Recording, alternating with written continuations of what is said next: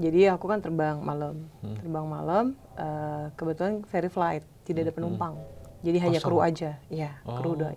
Nah karena kita kru aja, ya udah kita semuanya ngumpul di depan aja gitu. Nanti setiap 20 menit sekali salah satu cek ke belakang, sampai belakang cek lagi aman gitu. Nanti kan kita gantian, ada yang istirahat, ada yang ngecek. Nah pas bagian aku ngecek, nah itu aku lihat ada kakinya aja, ada tangan sepotong di bawah, tapi masih gerak-gerak.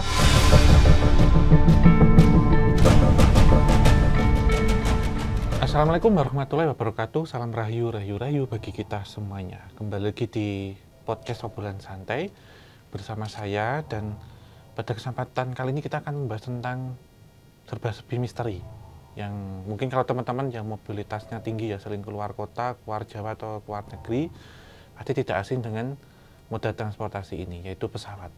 Dan ini semoga nanti kita berikutnya dari sudut pandang yang lain. Kalau kita naik pesawat pasti bertemu dengan beliau-beliau yang berjasa dan menjadi awak kabin, yaitu pramugari, pramugara, dan juga pilot. Dan ini kesempatan kali ini kita akan bercerita tentang serba-serbi misteri bersama yang pernah bekerja ya dalam profesi sebagai seorang pramugari, yaitu Mbak Ana. Mbak Ana, selamat datang. Ya, terima kasih juga sudah datang di acara film Kisah Tanah Jawa Pocong Gundul premiernya. Iya benar. Bagus banget. Makasih ya, Mbak, ya. Film horor terbaik tahun 2023 lah. Amin. Iya. Doanya, dukungannya. Iya.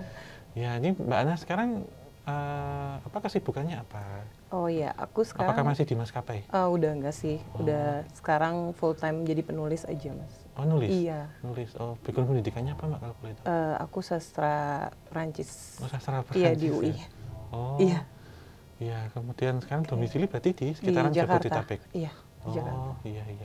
Kalau boleh diceritakan, Mbak, di maskapai itu dulu di penerbangan ya. Iya. Itu sejak kapan, dan kemudian apakah itu cita-cita, terus dukungan, support dari keluarga seperti apa, dan pengalaman-pengalamannya sebelum pengalaman mistisnya ini. Oh iya.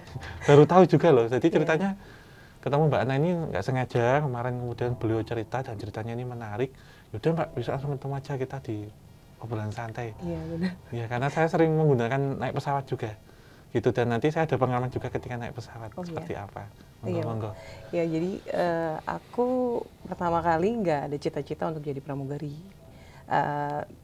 Pinginnya lulus kuliah langsung kerja di embassy, di kedutaan, ataupun ya sesuai dengan background pendidikan ya. Tapi ada teman ngajak nggak sengaja untuk interview kerja waktu itu untuk satu maskapai yang plat merah. Iya. Kampangannya. Iya, begitu. Jadi karena sebenarnya nggak bercita-cita, tapi ternyata malah aku yang lulus semua tesnya, dan teman aku nggak keterima dengan berat hati. Akhirnya aku kayak memutuskan kayaknya harus coba dulu deh, bisa nggak ngambil cuti dari kampus gitu. Dan ternyata boleh, aku ajuin sama dosen pembimbing, dan aku udah terjun lah jadi pramugari di maskapai itu. Oh, itu waktu semester berapa, Mbak, kalau semester 4. Apa tengah-tengah? Iya, ya? tengah-tengah. Oh, gitu. Iya. Terus kemudian waktu itu ikut pelatihan juga, Mbak? Iya, pelatihannya mulai dari awal. Ya banyak lah pelatihan pramugari, mungkin juga pada familiar sama pelatihan-pelatihan kita dulu. Nah, dari situ setelah selesai pelatihan baru mulai kita terbang untuk flight training. Pertama kali terbang, Mbak, flightnya kemana? Flightnya? Dari mana ke mana? Kebetulan waktu itu pada musim haji, jadi aku langsung keluar. Itu. Jakarta, Jeddah, Mbak? Iya, dari Makassar sih. Oh, Makassar? Iya, aku base Makassar. Oh, dari Makassar. Dari Makassar ke Jeddah? Ke Jeddah, betul. Oh, pertama kali ya? Pertama kali. Jadi dari Jakarta terbang ke Makassar dulu, dari Makassar baru kita base-nya di Makassar dan terbangnya ke Jeddah. Selama ini, Mbak, selama berprofesi sebagai pramugari ya, itu berapa tahun, Mbak, sampai kemudian berhenti gitu Dan sudah ada di beberapa maskapai atau hanya satu saja? Ada di beberapa maskapai sih, Mas. Ya, berpindah-pindah, kontrak berarti ya, sistemnya? Iya, jadi awalnya itu karena sebenarnya aku memutusin untuk permanen di maskapai ini, tapi papa aku waktu itu bilang, susah lo masuk UI gitu. Ya. Jadi nanti kamu karir jadi pramugari setelah lulus aja, kan bisa apply di mana aja gitu. Akhirnya aku mutusin buat nerusin lanjut kuliah, setelah dari itu baru full time jadi pramugari ya. Oh, berarti masuk internasional ya. Masuk ke international flight di situ. Salah satunya biasanya juga di Bali. Oh, di Bali. Iya. Kalau penerbangan paling jauh kemana Mbak, ke luar negeri? Ke Afrika. Oh iya. Iya, kemana Mbak Afrikanya? Gambia, apa lagi ya? Pokoknya Gambia, terus aku lupa udah lama banget ya. Tapi yang aku paling ingat itu Gambia. Dan itu benar-benar pengalaman yang apa ya, menemukan Pepsodent yang masih bukan close up, iya odol yang masih zamannya Cindy Fatika. Masih ada gitu kan. Ini aku kan kehabisan pasta gigi, terus aku belilah di salah satu kayak supermarketnya gitu, dan pas aku lihat ini kayaknya di Indonesia udah nggak ada kan, aku takut juga nggak ada expired date-nya. Seng itu ya? Iya, jadi aduh takut juga gitu kan, mau dipakai nggak ada expired tapi nggak dipakai juga nggak bisa, nggak punya kan gitu ya. Jadi ya pengalaman seperti itu. Dan waktu misalnya kita mandi kan aku belum tahu nih kalau misalnya mandi siang-siang tuh ternyata airnya panas banget. Karena kan water heaternya itu dengan suhu di Afrika kan panas, iya ya? Jadi pemanasan suhunya, jadi ketika mandi aku langsung gini, kayak kebakar gitu. Dari situ kayak ada pengalaman, ternyata ya unik juga nih terbang ke daerah-daerah yang berbeda kayak misalnya Eropa atau ke Asia, ke Afrika sih. Totalnya semua berapa lama Mbak? Berapa tahun waktu itu? Belasan tahun sih aku. Ya udah, berarti udah Indonesia udah semua? Udah sih, sampai Papua. Ya Aceh semua udah. Kalau Indonesia sih udah komplit. Sana sini ya. Iya. Iya. Kemudian selama ini ya Mbak ya, selama pengalamannya tentunya kita hitung belasan tahun ya, 10 tahun. Tentunya ketika saya naik pesawat pun ya, apalagi penerbangan malam, kadang siang juga, saya pasti pilih dekat jendela. Karena kalau di atas itu kadang melihat pemandangan kan cuma awan ya, tapi juga terkadang yang nampak-nampak itu tentang entitas-entitas yang itu tidak ditemukan di bumi kemarin atau di darat gitu. Jadi entitas-entitas yang memang murni menghuni langit lah itu. Boleh dibilang kita ketika sudah stabil di atas kan melintasi awan-awan ya. Memang ada ya sama seperti mungkin hewan-hewan mitologi seperti kuda bersayap, naga putih, kemudian ini ya Mbak ya, istana di atas awan gitu ya. Dan kalau penerbangan malam terakhir biasanya itu beberapa bangku kosong ada yang naik di situ gitu, ada yang naik, dan biasanya yang dilihat itu kan nyalong hitung kakinya ya. Katanya teman saya dulu pernah juga ada yang di salah satu maskapai juga itu pernah cerita kalau malam kan ketik-ketik itu ya Mbak. Itu checker ya. Checker itu ya, itu biasanya enggak ini kan separuh, enggak perut ke atas tapi kaki kita lihat gitu, ada kakinya enggak gitu, karena terkadang makhluk astral pun juga menggunakan moda ini untuk transportasi, terutama yang nyebrang laut gitu. Nah, ini dari Mbak Ana sendiri apakah ada pengalaman atau satu yang mungkin tidak orang banyak tahu, dan saya pun juga penasaran dengan itu, selama profesi ini teman-teman atau tempat menginap atau pesawatnya itu sendiri seperti apa? Gitu. Jadi kebetulan memang aku punya kemampuan prekognisi untuk ke depan. Untuk ke depan dan bisa kadang-kadang mereka menampakkan di terutama kalau penerbangan malam, karena kan kita kalau penerbangan malam less sibuk ya, udah nggak terlalu sibuk gitu ya Mas. Jadi lebih banyak bengongnya. Nah ketika bengong itu kadang masuk melihat seperti itu. Jadi kalau terutama penerbangan malam aku sering lihat, tentu aja. Dan teman-teman beberapa melihat juga dan bertanya bener nggak ini seperti ini. Di dalam kabin? Di dalam kabin, di kokpit, di lavatory, di semua kabin. Kalau untuk keluar memang kan karena tugas area kita di dalam kabin, aku sih nggak pernah penasaran ngelihat ke arah luar ke ya jendela pasti ya, ya, Mbak, ke ya, jendela iya. iya. Tapi aku pernah ngelihat sih kayak apa namanya, kalau tadi Mas Hawa bilang kan kita hitung kaki gitu kan. Tapi ternyata atasnya nggak ada, kakinya ada. Oh, Itu pernah, Mbak? iya. Kebalikan? Atasnya nggak ada. Jadi kalau misalnya aku memastikan ya kita hitung sesuai normal, tapi kalau misalnya hitungannya nggak pas, kita coba beberapa kali, kalau masih nggak pas, kita baca doa dulu deh. Berarti ngitung sesuai di manifest ya, Mbak ya? Iya, harus sesuai manifest. Karena kita takutnya ada penumpang gelap, takutnya atau salah jurusan. Oh iya. Salah destinasi. Karena kan bisa aja terjadi kayak gitu, Mas. Nah, pada saat itu aku pernah ngalamin kejadian waktu aku terbang ke Makassar. Dari, Mbak? Iya. Aduh, aku nyebut Makassar lagi. Gak apa-apa, Mbak. Bener nggak maskapainya? Dari mana, Mbak? Aku dari Makassar mau ke Jakarta ya. Jadi dari maskapai aku ini terbang itu waktu mau maghrib. Jadi pas mau maghrib, aku nunggu di depan karena memang masih ada kerjaan untuk dengan kokpit ya, dengan ground staff. Jadi yang bantu ngitung lebih dulu adalah cabin 2 yang dari belakang ke depan. Hitungannya itu lebih 1, kayak gitu, Mas. Nah, lebih 1 aku pikir ya udah gantian aku yang hitung. Jadi nanti kita hitung 3 kali, cocok nggak atau memang salah ngitung counter checkernya ini, gitu. Ketika kita ngitung ternyata memang lebih 1. Sama lebih 1. Tapi aku nggak ngelihat ada yang aneh, sama seperti semua penumpang gitu kan. Jadi aku pikir kalau gitu nih ada sesuatu kan. Aku tunggu dulu karena memang udah mau maghrib. Ya, waktu itu aku bilang sama ground staff, Mas tunggu sebentar ya. Ini kayaknya mau maghrib, jadi kayaknya tunggu sebentar deh gitu. Emang kenapa, Mbak Ana? Enggak, hitungannya nih nggak pas terus. Aku bilang lebih 1 terus. Dia bilang ya udah nunggu aja habis maghrib nggak apa-apa. Setelah habis maghrib cocok ternyata, Mas, dengan manifest. Waktu itu aku penasaran, aku tanyakan, memangnya kenapa kok bisa ada lebih 1 gini? Emang kejadiannya aku doang atau memang teman-teman aku pernah ngalamin? Nah, ground staff-nya bilang itu udah biasa, Mbak. Soalnya ini bandaranya kan bekas pemakaman. Lah itu apa, Mbak? Yang tadi +1 itu berarti penumpang gelap? Iya, penumpang gelap. +1, kita nyebutnya +1. Oh, namanya +1? Iya. Tapi lebih dari 1 pernah juga? Aku selalu +1. Kalau yang aku alami, itu selalu +1. Jadi lebih dari 1.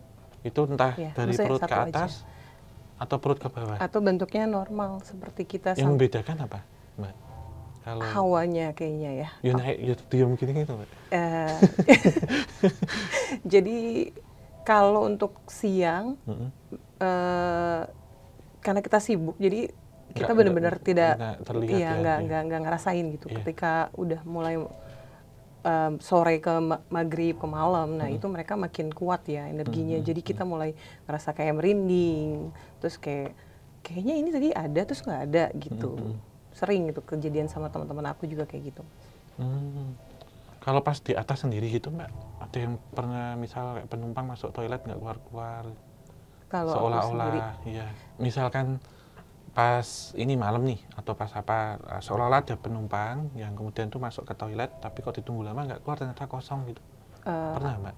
Aku belum pernah ngalamin, tapi aku pernah ngalamin ada penumpang yang pakai baju penari. Naik pesawat padahal? Kan aku boarding di depan. Iya. Harusnya aku bisa screening semua penumpang yang kan masuk. Logikanya kan pakaian umum ya, Mbak, walaupun mungkin profesinya sebagai penari gitu. Iya. Biasanya kan seperti itu. Dan kalau ada yang berpakaian penari, pasti kita langsung notice kan. Karena kan memang tugas kita juga untuk screening penumpang yang masuk. Apakah dia sakit, apakah dia berbahaya untuk di penerbangan nanti. Nah, aku selalu screening penumpang yang masuk sambil greetings, kayak selamat pagi, selamat sore atau malam, kayak gitu, Mas. Dan selama ini aku screening nggak ada yang aneh gitu. Sampai waktu junior aku bilang, Mbak Ana ini ada selisih penumpangnya lebih dari 1. +1, sorry. Ya, penumpangnya 1 lebih dari 1. Terus itu apa, Mbak? Penari ternyata? Iya, jadi pada saat aku cek dari depan ke belakang kan. Pas mau menuju overwing, dia duduknya agak ke belakang. Kemudian berpindah? Dekat jendela, dekat seperti Mas sering duduk tadi. Dia duduk ngadap ke awan. Bukan awan sih, maksudnya ngadep keluar ya. Karena kita masih di bawah kan. Dia ngelihat begitu. Cuman kan kita kelihatan ya bajunya kan gitu ya. Kemben, terus ada kayak antena. Apa itu aksesoris? Iya, aksesoris. Apa ya, kembang goyang ya? Kembang goyang kayak gitu. Aku pikir aku nggak lihat ini tadi masuk. Tapi kok udah di dalam? Kok ada di dalam gitu kan. Terus aku pikir ini siapa? Ya udah aku terus, nah sampai situ tapi udah nggak ada lagi. Udah mau deket gitu kan, aku kanan kiri ya. Kalau ngecek kan nggak mungkin kanan kita liatin terus kan, kanan kiri kan. Karena memang ada time-nya kita untuk boarding kan.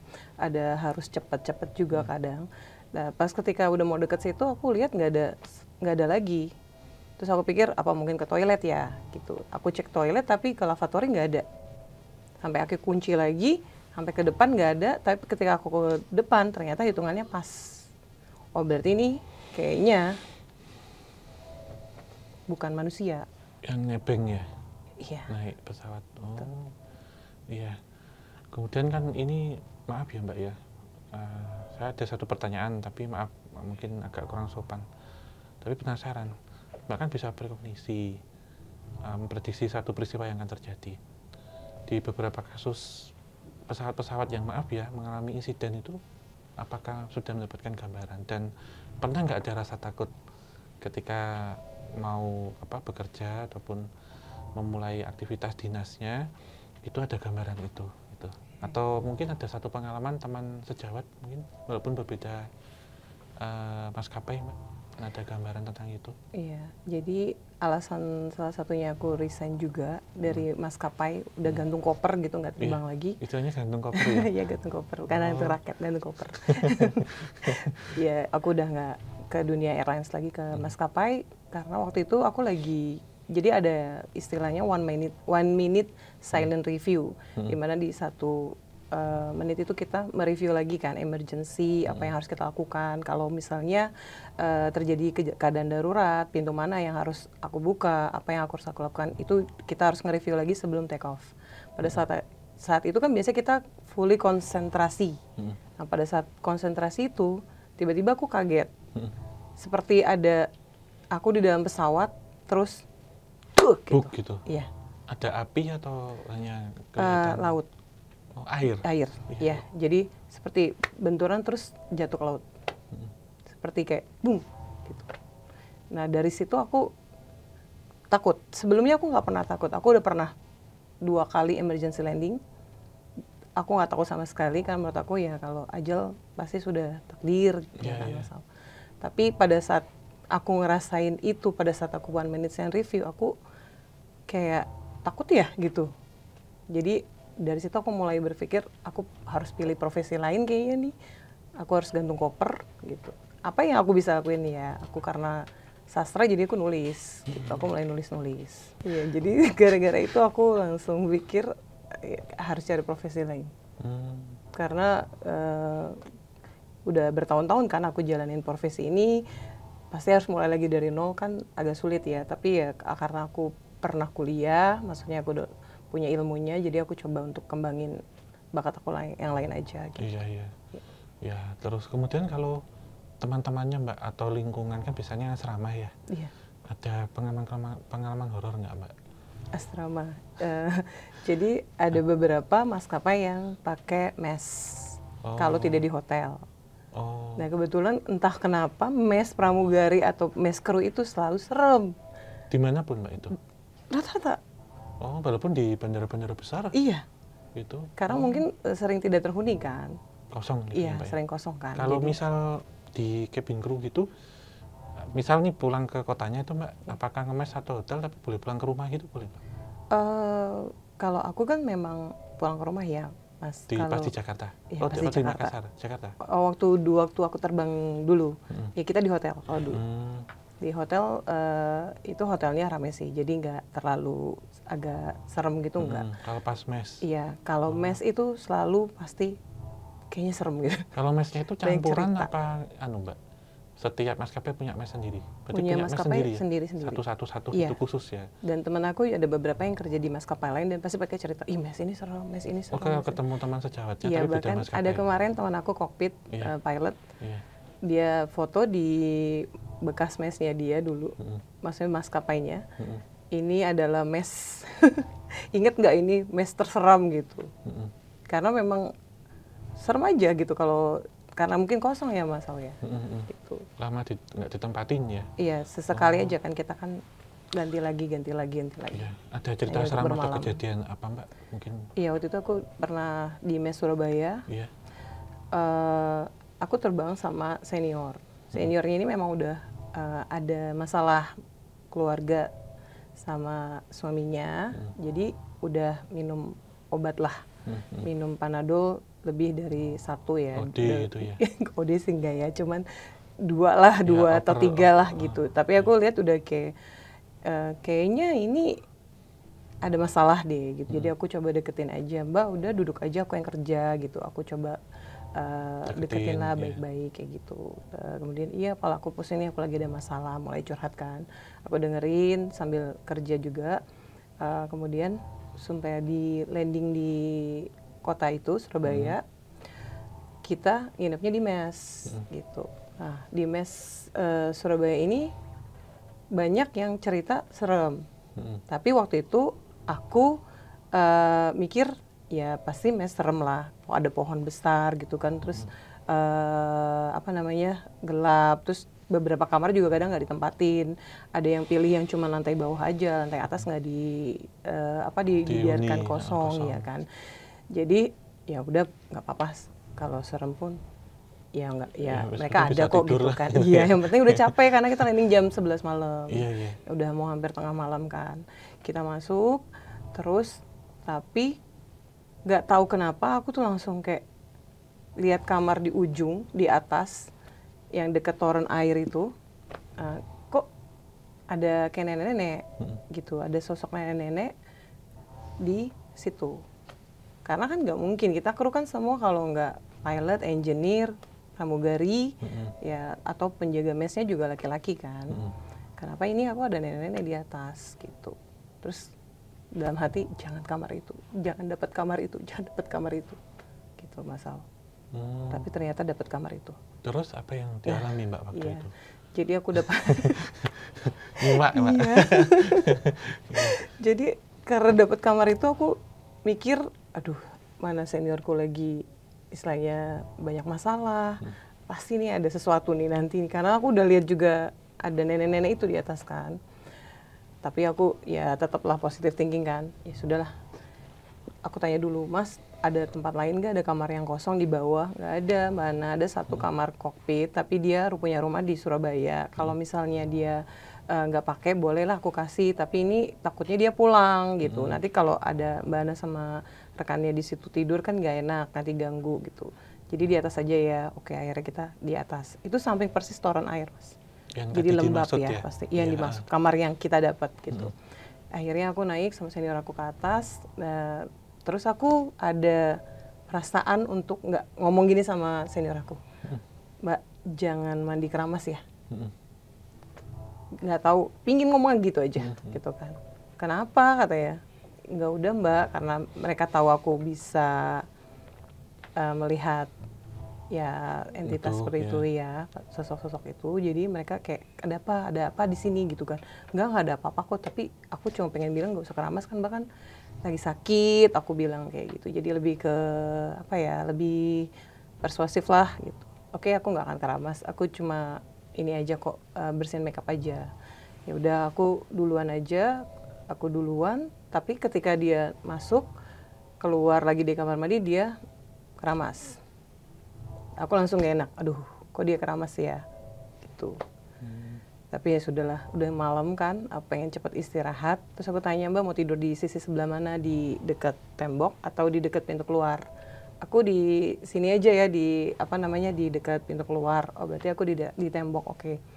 Aku tidur, nggak lama, sepertinya nggak lama ya, karena aku tidur. Tiba-tiba ada yang manggil gini, Ana, gitu.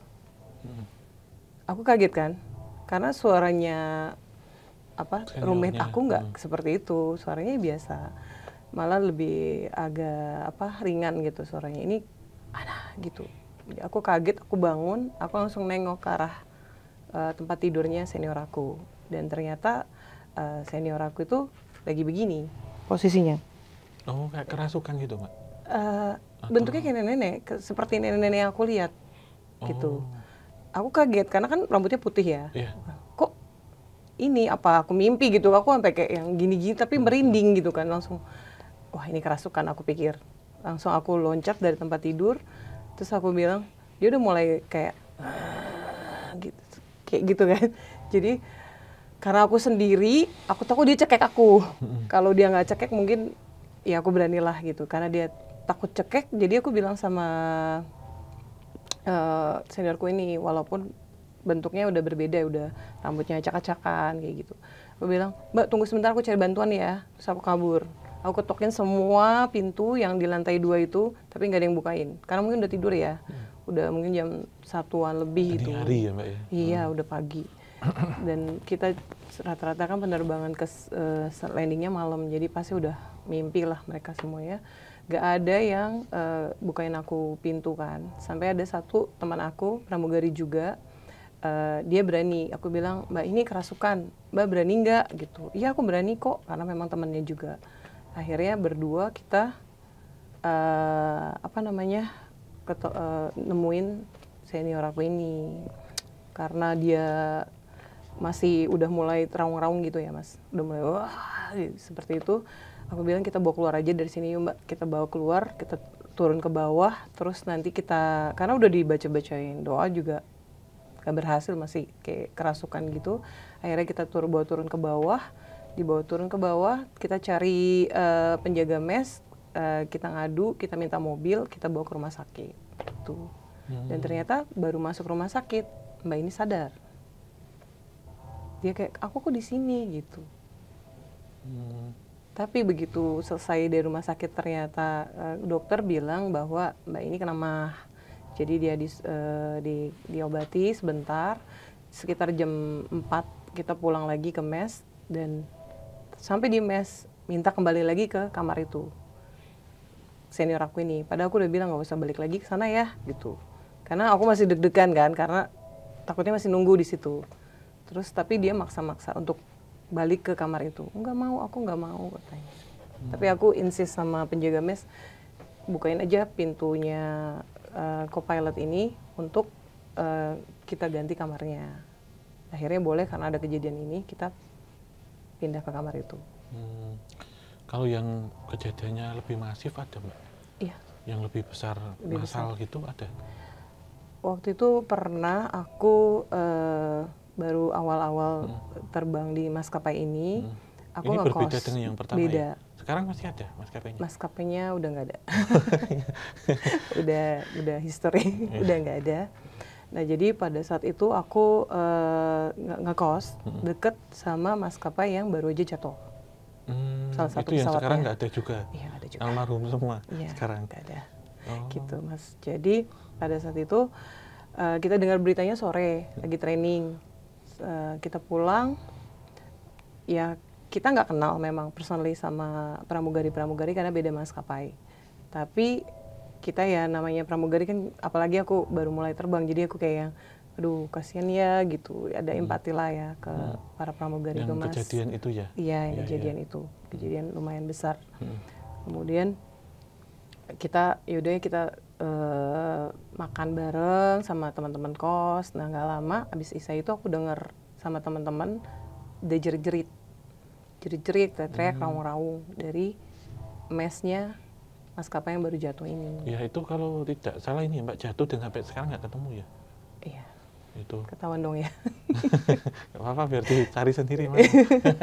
Banyak kok. Iya, aduh. Iya, sampai itu terus sekarang. Bagaimana Mbak kejadiannya?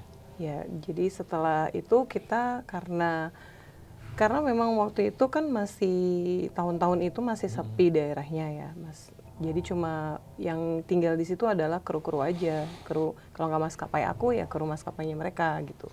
Jadi kita mikir, ya udah kita lihat yuk ada apa sih gitu. Jadi kita lihat ke sana, walaupun udah feeling nih kayaknya kok jeritannya beda gitu kan.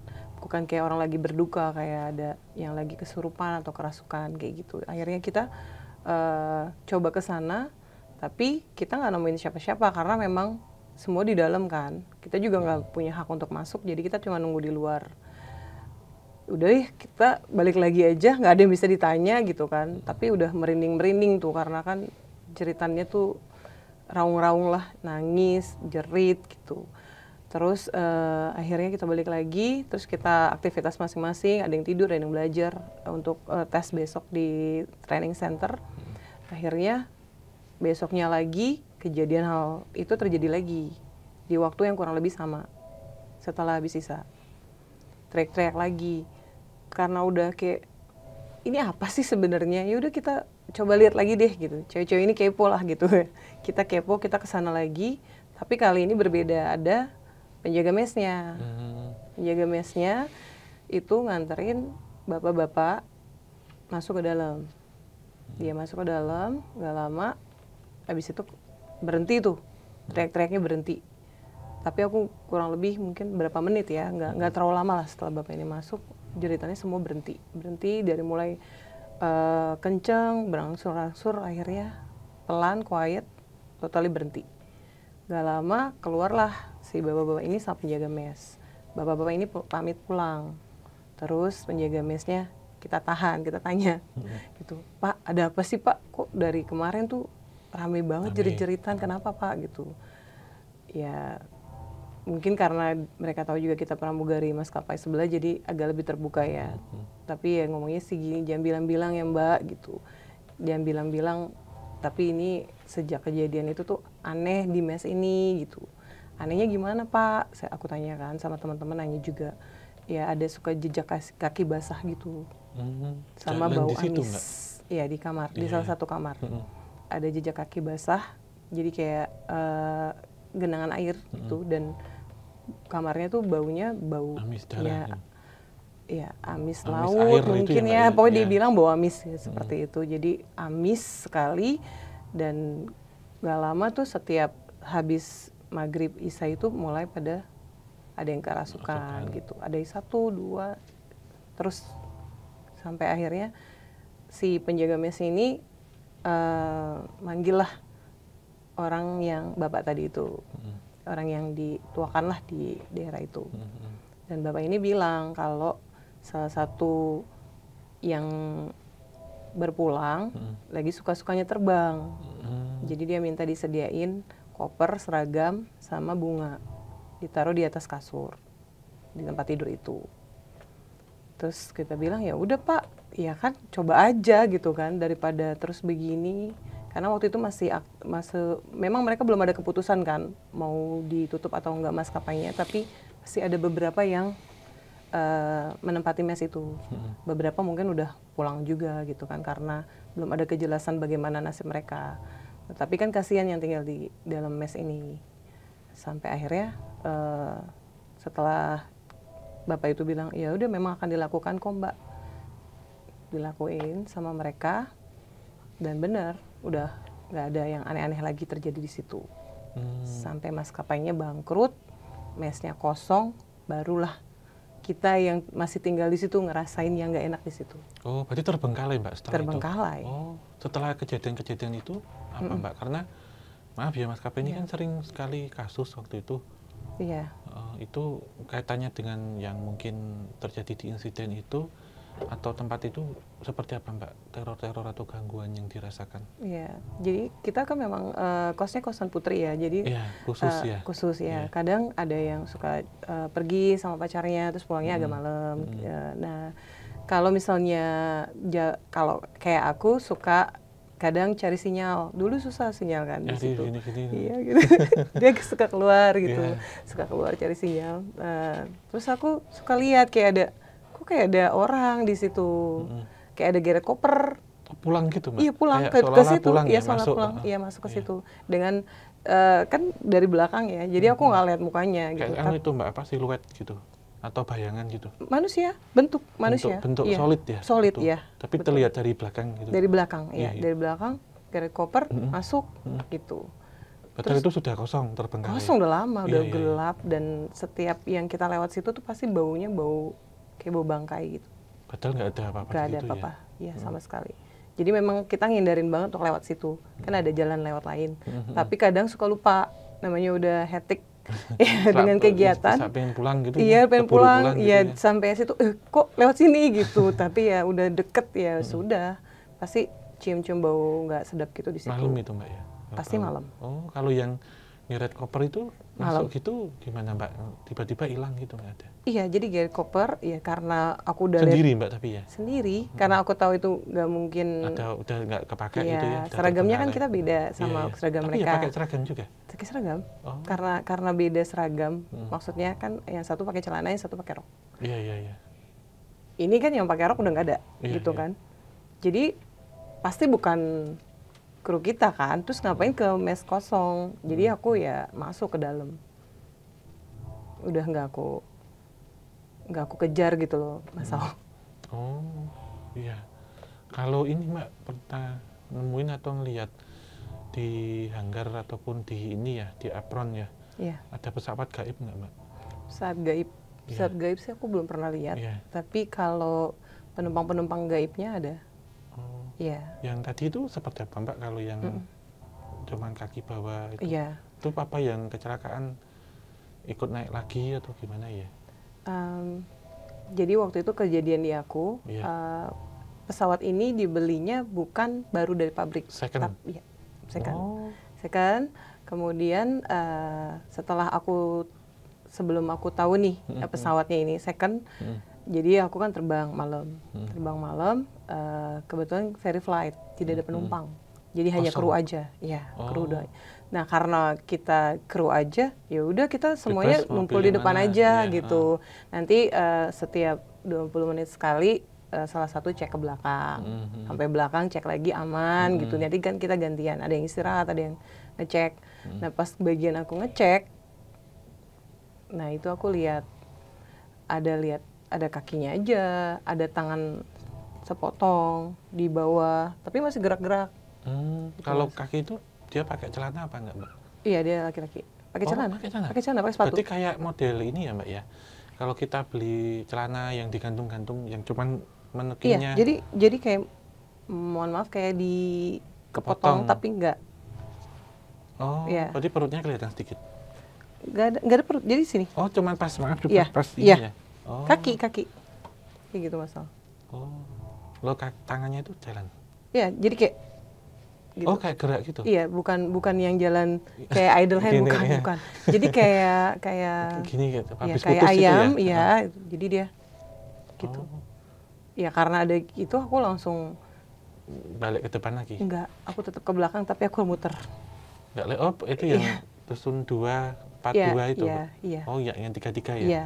Jadi aku muter, aku agak cepet sih jalannya, tapi aku nggak lari karena takut kelihatan di depan, malu ya gitu kan.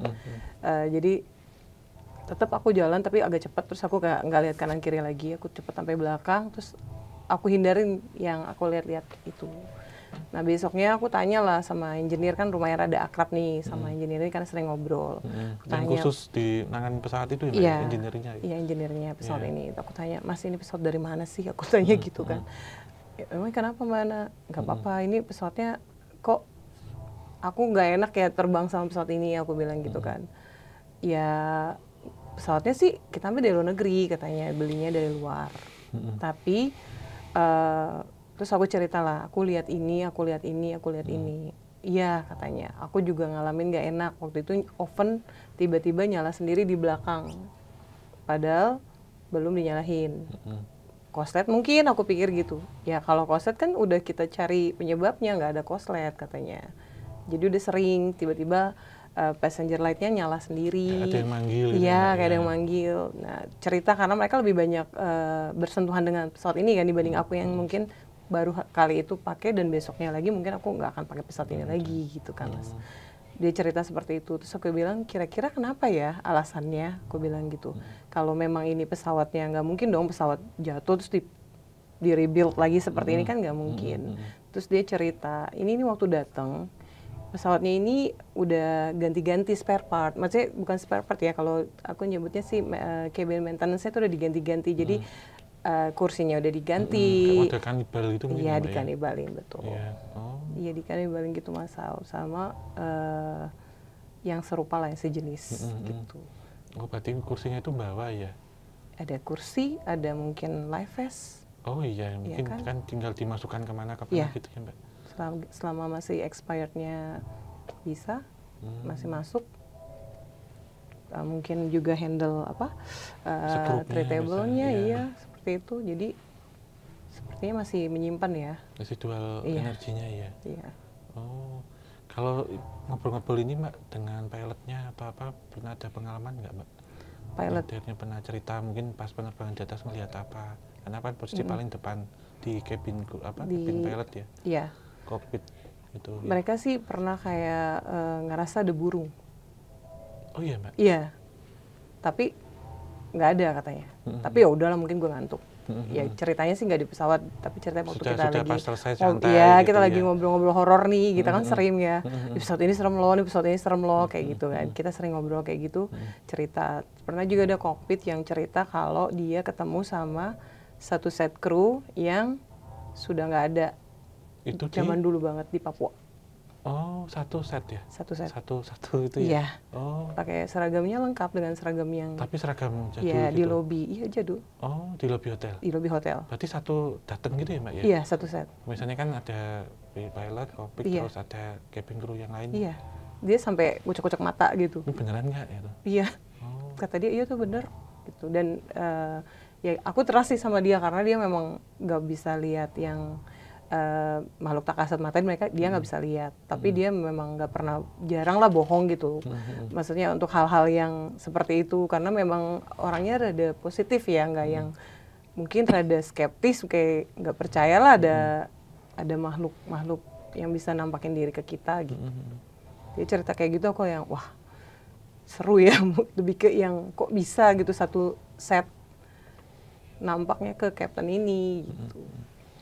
Biasanya kayak nganu sih Mbak ya, pesawat gaib tadi yang tak maksud ya. Karena saya pernah Mbak di satu bandara, ya boleh dibilang ya yang internasional terkenal gitu ya, waktu penerbangan terakhir ada pesawat gaib Mbak. Jadi pesawatnya itu nggak ada liverinya jadi putih mulus. Oh, oke. Gitu. Tapi nggak ada yang naik juga, tapi dia terbang. Nggak ada penumpang gitu. Tapi saya nggak lihat kaptennya di mana tapi itu standby gitu di satu apron yang kosong. Tapi ini benar-benar mulus gitu loh Mbak. Nggak ada logo atau apa logo gitu. Ya. Jadi benar-benar seperti belum dicat. Iya. Dan tapi dalamnya juga nyala lampunya tapi kosong. Nggak ada yang terbangin juga ya Mas. Dia terbang gitu, ya udah hilang gitu aja. Saya pernah lihat itu gitu waktu satu perjalanan waktu itu. Kemudian ya kalau pulang ya itu tadi ada yang nebeng, ini juga nggak hanya di pesawat, di kereta kadang itu di bangku-bangku kosong ada yang ikut itu nebeng. Iya. Itu ada yang orang punya pegangan, itu ada yang pegangannya ketinggal ketika nyebrang. Ya, itu aku pernah juga. Pernah. Pas kemana Mbak? Ya waktu penari itu. Oh, itu mungkin kayak kodamnya ya? Perewangan kayaknya. Iya, aku cerita sama, kan dia itu dari Jogja, jadi waktu itu aku cerita lah sama, waktu aku terbang lagi ke Jogja, aku cerita sama salah satu ground staff lah, aku ceritakan suka, Mas, masa kemarin tuh ada yang naik begini, itu mah perewangan, kan orang Jawa suka punya gitu. Pegangan atau perewangan ya? Karena waktu aku ngelihat sosok ini, dia bisik sama bapak itu. Bisikin, terus bapak itu marahin aku abis itu. Apa lihat-lihat, pakai bahasa Jawa, tapi aku nggak fasih bahasa Jawa. Oh, yang ini ya, yang penumpang? Iya, penumpangnya yang punya. Oh, sebelahnya itu tadi? Di belakang. Di belakang? Jadi ini penarinya, ini bapaknya di belakang, ternyata. Tapi ya aku nggak bisa buktiin ya, gitu kan. Jadi aku, enggak Pak, saya nggak lihat-lihat gitu. Lanjut aja Pak. Kalau dari kokpit Mbak, selain tadi misalnya kaptennya cerita selain nabrak burung ya, yang lainnya apa Mbak? Mungkin lihat apa di atas? Rata-rata sih di mes ya. Tapi burung itu kena gini nggak ada? Enggak. Jadi bluk gitu, setiap ada yang nabrak? Dari depan kokpit. Kan harusnya kan biasanya kan kalau berstrike itu kan ke engine ya. Iya, masuk. Mereka nggak mungkin ke depan kan. Makanya dia kaget. Sampai ke isapnya itu ya, masuk iya, ke ke ini ya. engine kan harusnya kan. Kalau engine itu kemasukan burung itu gimana Mbak? Nggak apa? Jadi bau kayak ayam bakar. Oh, tapi itu muter ya Mbak ya Tetap langsung muter, ya? iya. Tapi nggak membahayakan untuk pesawat? So far sih enggak. Tapi nanti bersihin setelah itu selesai? Iya, pasti Pernah Mbak ada itu maintenance. sering masuk ke situ? Sering kalau penerbangan keluar sih. Kita ada namanya, kita nyebutnya bird strike. Gitu. Langsung ke isapnya masuk situ ya? Iya, masuk. Oh, tapi kalau kena di kaca itu jarang? Di kaca? Nggak pernah. Di Makanya itu kenapa kena gitu ya? Kenapa hilang? Jadi bluk gitu langsung nggak ada? Iya, jadi seperti mau tapi hilang burungnya. Mau deket sini? Iya, makanya dia kaget. Dia pikir dia ngantuk. Iya. Gini, tapi kan dia nggak mungkin bilang di dalam kokpit, aduh saya ngantuk, nanti kan bisa ke-record ya. Jadi gitu aja. Tapi dia cerita sama kita. Waktu landing dia cerita, kita lagi ngobrol-ngobrol lah, ngalor ngidul, terus cerita, masa itu nggak tahu ngantuk apa-apa gitu. Kalau lihat ada burung gitu, dia bilang mau nabrak ke pesawat kita. Aku bilang burungnya besar apa gimana? Iya banyak katanya. Seperti kayak satu itu ya Mbak kayak apa? Sekawanan. Satu koloni sekawanan gitu ya. Kayak gitu. Makanya dia kaget. Tapi dia untung memang nggak megang instrumen kan. Jadi cuma kaget aja terus nggak ada, ya udah. Dia langsung ke belakang dia cuci muka. Tapi dia yakin banget dia nggak ngantuk sih, tapi lebih ke jaga safety aja kalau takutnya dia ngantuk. Apa-apa gitu ya. Nah ini selama pengaman ke luar negeri nih Mbak ya. Selain tadi pasang gigi. Iya. Tentunya kan berbeda ini ya budaya kultur ya. Entitas-entitas astral di sana seperti apa Mbak? Kalau misal berkunjung ke suatu tempat dan apakah itu juga nanti berpengaruh ketika kembali ke cabin gitu, ke pesawat. Misalkan berkunjung ke suatu negara, kemudian mereka tersasar nih ke bawah ke Indonesia gitu. Apakah pernah ada pengalaman itu Pak? Termasuk pasti penginapan mestinya. Iya. Jadi aku ceritain di pesawat dulu ya Mas Lea. Iya. Jadi di pesawat aku pernah, jadi waktu itu aku terbang ke Osaka. Nah dari penerbangannya sih biasa aja. Memang lagi nggak rame ya karena low season. Biasanya penumpang penerbangan ke sana lumayan cukup rame ya, tapi karena ini agak low season jadi nggak rame. Nah karena nggak rame jadi after take off, kita take offnya agak malam ya, mau menuju malam. After take off itu penumpang pindah-pindah dong. Milih tempat sendiri. Iya, mau selonjoran gitu kan, mau selonjoran. Jadi udah kosong, makinlah pencar-pencar kan mereka. Oke, nah waktu itu aku tugasnya itu di cabin bagian belakang. Nah waktu itu aku biasa dari belakang ke depan ngecek cabin aja normal, terus ngelihat ya penumpang ada yang selimutan, ada yang nutupin ya seperti itu ya, tiduran, ada yang duduk. Sampai depan, aku balik lagi ke belakang. Nah, pas aku balik ke belakang, aku jalan kan, sambil pelan-pelan sambil lihat, ya biasalah kanan kiri gitu. Terus tiba-tiba aku merinding, gitu. Aku ngelewatin satu penumpang lagi duduk, tapi begini, rambutnya nggak terlalu panjang segini. Perempuan. Sepertinya perempuan sih ya, karena kan rambutnya segini dan posturnya itu kecil. Lebih mungil gitu ya. Seperti orang Jepang lah posturnya. Gitu. Kayak aku tahu ada orang Jepang nih, mungkin kelewat lah gitu kan. Kadang suka nggak notice sama penumpang juga karena aku kerjanya di bagian belakang. Aku mundur pelan-pelan karena udah kelewat kan, gitu. Kelewat, aku mundur, aku nengok gini, gitu. Nah dia nengok gini, kelihatan ininya, tapi mukanya rata masal. Rata sama sekali? Rata. Antum muka rata itu ya? Iya. Jadi bener-bener rata, nggak ada, ya rata. Mata, hidung ini pun nggak ada? Nggak ada rata. Rata. Aku langsung lari. Karena aku belum pernah lihat yang kayak gitu. Jadi aku lari ke belakang, aku cari senior aku bilang, mas, aku lihat ada perempuan mukanya rata, aku bilang gitu kan. Terus dia malah ngajakin aku bercanda, udah sering itu katanya gitu. Sering gimana? Iya sering, kalau terbang ke Jepang pasti itu ikut katanya gitu. Itu mah plus one-nya ke Osaka, dia bilang. Oh ya udah, aku nggak mau lagi lewat situ, jadi aku muter lagi gitu. Itu Mas, kalau yang di pesawat. Waktu sampai negaranya? Sampai negaranya, aku nggak ngerasain apa-apa sih untungnya. Tapi memang kan hotelnya itu kan sempit-sempit ya kalau di Jepang tuh, nggak seperti di Indonesia yang luas-luas. Jadi kadang kalau misalnya kita ke toilet itu, aku suka merinding. Kayak apa ya, ada sesuatu yang nakutin gitu. Tapi aku nggak lihat siapa apa. Dan untungnya si penumpang ini nggak ngikut sampai ke hotel. Cuma di pesawat aja. Yang tadi ya Mbak ya? Iya, yang tadi. Oh, selain ke Jepang Mbak, ke negara lain? Iya, aku pernah terbang ke Australia. Waktu itu aku terbang ke Melbourne. Nah, di Melbourne itu aku lagi ngaca. Kan kita landingnya itu pagi. Landing pagi kan agak jet lag nih. Ya lumayan lah, jet lagnya nggak terlalu parah, tapi aku harus tidur lah. Karena kan capek juga terbang. Tidur, bangun itu agak ke sore ya, karena aku baru tidur jam-jam 10 pagi, aku bangun tuh sekitar sore lah jam 5, mau ke jam 6 gitu. Nah, aku mandi, abis aku mandi, aku sisiran. Karena rambut panjang kan sisiran, kadang kusut gitu kan. Nah, pas aku lagi sisiran, tapi di belakang aku tuh ada perempuan.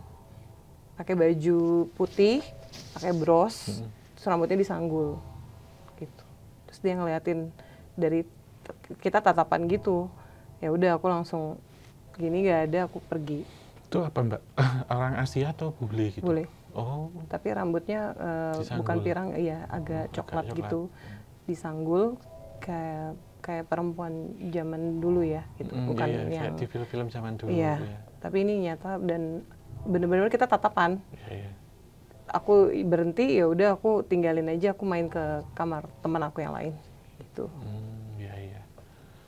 Satu lagi deh Mbak, kemana nih? Negara yang ini, Thailand atau mana? Biasanya yang... Untung sih Thailand aku nggak pernah stay lama di hotel gitu, jadi nggak nakutin. Kalau nggak pasti udah banyak. Kan jangan mirip ya. Yang serem-serem gitu. Waktu itu pernah, tapi di kota yang sering bertikai sih di Indonesia. Sering ada antar agama, ya. Itu di hotelnya itu semua, nggak cuma aku aja, semua yang tinggal di hotel itu ngerasain kalau setiap malam tuh ada yang seperti suara diseret-seret. Diseret itu kayak apa? Seret gitu. Senjata tajam atau kayak badan yang kayak badan diseret-seret. Oh. Iya. Dan pernah ada junior aku yang lagi stay di kamar sendiri, kita lagi pada kumpul di lobi, dia sampai ketakutan dan akhirnya dia keluar dari kamar hotel cuma pakai handuk aja, saking takut. Habis mandi berarti? Iya, habis mandi. Baru mau mandi sih. Dia baru mau mandi, jadi dia lagi handukan, mau ke kamar mandi, dia lihat sesuatu di situ katanya. Kalau yang seperti itu ngikut nggak Mbak itu tadi di pesawat? Ngikut di pesawat sih enggak ya, tapi memang ganggu kita selalu di hotel itu. Jadi kamar sebelah kosong, pasti itu ada yang ketawa-ketawa, terus atau yang dorong-dorong kursi, dorong meja, banting-banting, bahkan sampai mindahin kursi. Kita ada teras gitu, ada balkon. Nah, di balkon itu kan kursi selalu kita masuk, kita check in, selalu ditata baik kan Mas. Itu geser-geser sendiri? Geser, kebalik. Iya. Kan nggak mungkin kalau angin, memang dekat pantai, tapi nggak mungkin lah angin sampai sebrutal itu untuk menjatuhkan benda-benda seperti itu ya. Berarti kita langsung oke, gak baik nih kalau kita sendirian di kamar kalau malam. Iya. Karena kayaknya bisa menggerakkan benda-benda seperti itu Mas. Oh iya, banyak juga ya Mbak ya pengalamannya. Nah ini sebelum kita akhiri, Mbak Ana ya, yang sudah malang melintang nih, sudah mengantongi jam terbang yang tinggi.